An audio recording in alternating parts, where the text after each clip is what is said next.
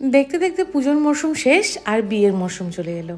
Nail নিয়ে তো অনেকেই চিন্তায় পড়ে গেছো, যেমন সাজগোজ, ফেসিয়াল, হেয়ারস্টাইল, তার সাথে নেলটাও কিন্তু ইকুয়ালি ইম্পর্টেন্ট।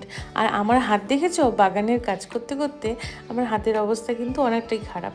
তার মাঝে পুজোর সময় জয়া আমাকে ফোন করে বলল যে দিদি, একটা দিন সময় দেবে, তোমার হাতে নেল ট্রাই করব।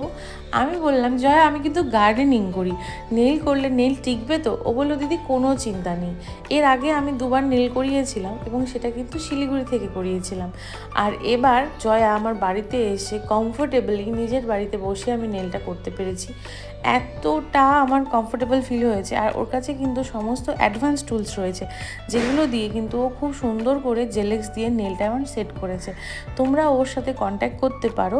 তোমাদের যদি কারো কন্ট্যাক্ট নাম্বার লাগে তাহলে আমাকে একটা মেসেজ করো। যে যেখান থেকেই দেখছো, ইনস্টাগ্রামে দেখছো বা ফেসবুকে দেখছো, আমাকে মেসেজ করো ইনবক্সে। আমি কিন্তু ওর তোমাদেরকে ফোন নাম্বার দিয়ে দেবো। আর আমি এই রিলটা যখন ছাড়বো তখন আমি জয়াকে ট্যাগ করেই ছাড়বো, সেখান থেকেও কিন্তু তোমরা ওর সাথে যোগাযোগ করে নিতেই পারো। তো আমার নেলগুলো খুব সুন্দর করে ও করে দিয়েছে। আর ও বললো দিদি আলমন্ড শেপটা তোমার নখে করি। আমি ভাবলাম আমি তো কোনোদিন করিনি আলমন্ড শেপ, তো এবার চলো আলমন্ডটাই ট্রাই করি। তারপর দেখলাম না, বেশ ভালো মানাচ্ছে।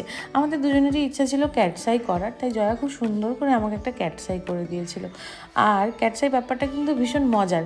এই যে দেখছো, এটা একটা ম্যাগনেট স্টিক, এটা দিয়ে কি সুন্দর করে ম্যাগনেট দিয়ে খুব সুন্দর করে স্পার্কল যে ব্যাপারটা থাকে সেটাকে খুব সুন্দর একটা শেপ দেওয়া হয়, আর সেই অনুযায়ী জিনিসটা হাইলাইট হয়, ভীষণ ভালো লাগে।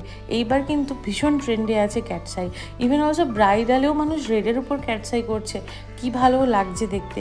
তোমরাও কিন্তু ট্রাই করতে পারো, যদি ভালো লাগে তাহলে জয়ার সাথে অবশ্যই তোমরা কিন্তু যোগাযোগ করো।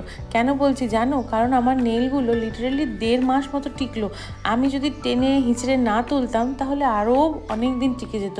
কিন্তু কি হয়েছে, আমরা না প্রথম থেকেই অনেকটা লম্বা নেল রেখেছিলাম, আর তারপর এই 1 মাসে এতটা বেড়ে গিয়েছে যে সামনে অনেকখানি চলে এসছে। তার জন্য নখটাকে আমি টেনে হিঁচড়ে উপরে দিয়েছি, না হলে নখ কিন্তু ওঠার ছিলই না। Are from the day one আমি জাস্ট নেল করে 10 মিনিট পর থেকে বাসন মাজা থেকে শুরু করে সব ধরনের কাজ করেছি। আর এই 1 মাস আমি যে কত মাটি নেড়েছি গার্ডেনিংয়ের জন্য, সেটা তোমাদেরকে আমি বলে বোঝাতে পারবো না। আমাদেরকে তাই বলছি, নেল নিয়ে চিন্তা করো না, শুধু একটা ভালো জায়গার থেকে নেল করো, তাহলে দেখবে নেল অনেক দিন টিকছে। আজ আসি, টাটা।